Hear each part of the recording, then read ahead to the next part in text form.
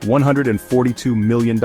Let that number sink in for a moment. It's a figure so large, so utterly bonkers, that it almost loses all meaning. You could buy a private island, you could buy a fleet of private jets, you could probably buy a small country and still have change left over for a decent lunch. Or you could buy a car, just one. It has 4 wheels, an engine, and a steering wheel, just like your Ford Fiesta. But this isn't just any car. This is a machine that has transcended its purpose. It's a rolling sculpture, a thunderous piece of history, and a monument to human ambition, all welded into one magnificent, impossibly expensive package. So what on earth makes a single automobile worth more than the GDP of some nations? It's not about getting from A to B. You don't buy a Rembrandt to tell the time, do you? This car is a story. It's a tale of racing glory, of engineering genius that was light years ahead of its time, and of a rarity so extreme it makes a diamond look like a common pebble. Owning this isn't about driving, it's about possessing a legend.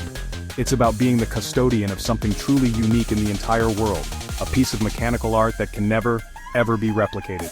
Its value isn't in its metal, but in its soul. The car in question is the 1955 Mercedes-Benz 300 SLR Uhlenhaut Coupe. And no, that's not a typo. 1955, a time of black and white television and rock and roll just beginning to find its feet. While the world was twisting to Elvis, Mercedes was building a spaceship for the road.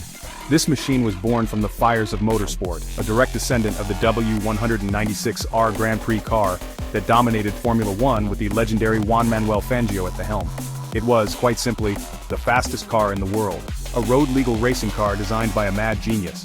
How rare is it? Well, put it this way, they only ever made two. That's it. And for nearly 70 years, Mercedes-Benz kept both of them locked away, hidden from public view like the crown jewels. They were the company's secret treasures, the ultimate symbols of their engineering prowess. They were never meant to be sold. Ever. The company saw them as an inseparable part of its own identity, a priceless link to a golden era of triumph and innovation. The idea of one leaving their collection was simply unthinkable, which is precisely why the automotive world went into a complete meltdown when the news broke.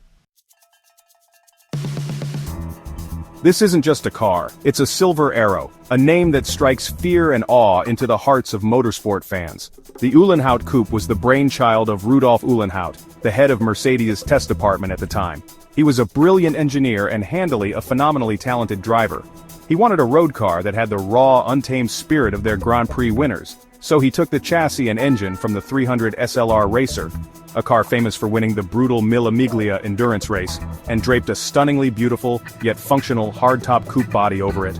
The result was a road-legal monster. The story behind its creation is the stuff of legend.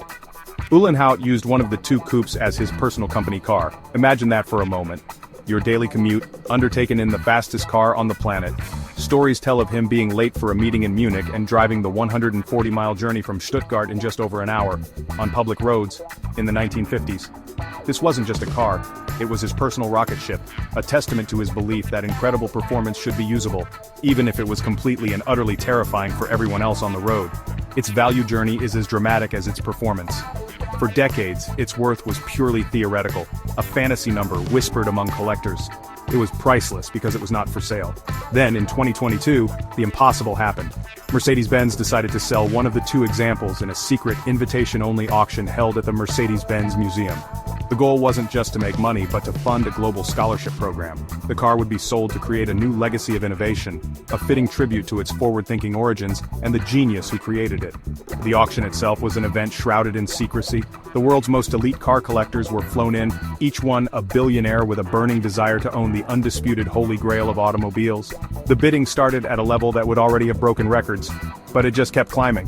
Higher and higher it went, smashing the previous record for the most expensive car ever sold, a 1962 Ferrari 250 GTO that went for a mere $48 million. The final hammer fell at an astonishing 135 million euros, which translates to a mind-bending $142 million.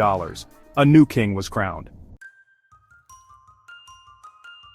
So what do you get for $142 million? You get power. Pure, unadulterated 1950s power. Under that long, elegant bonnet lies a 3.0-liter straight-8 engine.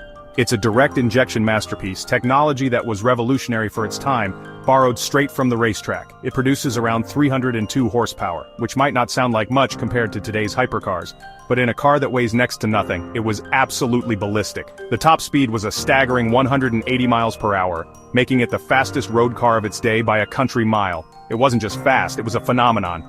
The sound is another thing altogether. The engine doesn't purr, it roars, it barks.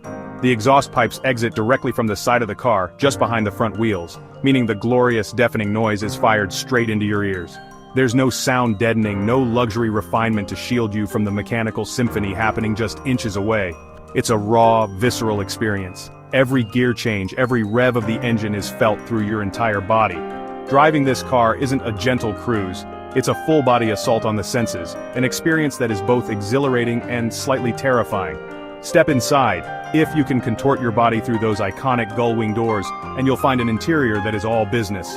There are no leather-wrapped dashboards or fancy infotainment systems here. Instead, you get plaid fabric seats, chosen because they were lightweight and grip the driver better during hard cornering. The dashboard is a simple metal panel filled with gauges that tell you everything you need to know about the car's health. It's a cockpit, not a cabin.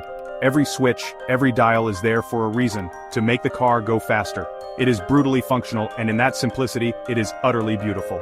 The personal touches are what make it truly special. The car was built for Uhlenhaut, a tall man, so the cabin is surprisingly spacious. He added larger silencers to the exhaust to make it just about bearable for long journeys, though quiet is not a word anyone would use to describe it. This wasn't a showpiece, it was his car. He drove it, he lived with it, and his needs shaped its final form. It carries the DNA of its creator, not just in its engineering, but in the very fabric of its being. It's a bespoke suit of speed, tailored for one of the greatest automotive minds in history. So, who is the mysterious figure who now holds the keys to this automotive unicorn? The auction was private, and the buyer's identity was kept a closely guarded secret. The rumor mill went into overdrive. Was it a tech billionaire, an oil sheik, a reclusive European industrialist? The suspense was palpable. The world knew the car had been sold, but the identity of its new keeper remained a ghost, adding another layer of mystique to the car's incredible story. This wasn't just a transaction. It was the passing of a torch from a corporate giant to a private individual. Eventually, the identity of the new owner was confirmed. Simon Kidston, a renowned British car collector, advisor and dealer, who placed the winning bid on behalf of a private client. Kidston is a man who lives and breathes classic cars. He's not some flashy novice who just wanted the most expensive toy. He's a deeply respected figure in the automotive world, known for his passion and encyclopedic knowledge. He understood the car's significance, its soul. He didn't just buy a car, he undertook a responsibility to preserve a masterpiece for future generations. The reasons for its astronomical price tag are a perfect storm of factors. First, its rarity is absolute. With only 2 ever made and only 1 in private hands, it is the ultimate collectible. There is nothing rarer. Second, its heritage is impeccable. It was built by Mercedes-Benz, designed by a genius, and born from one of the most dominant racing cars of all time. It has a story that no other car can match. Third, its provenance is flawless. It was owned by the manufacturer for its entire life, perfectly preserved and maintained. It has never been crashed, restored, or modified. It is completely original. This car is the automotive equivalent of Da Vinci's Mona Lisa or Michelangelo's David. It is a cultural artifact, a high watermark of 20th century design and engineering. Its sale wasn't just an auction, it was a historical event that has forever redefined the ceiling of what a car can be worth. It has become a benchmark, a legend that will be talked about for 100 years. Which brings us to the final, lingering question. If you had the money, the bottomless pits of cash required, would you spend millions for 4 wheels?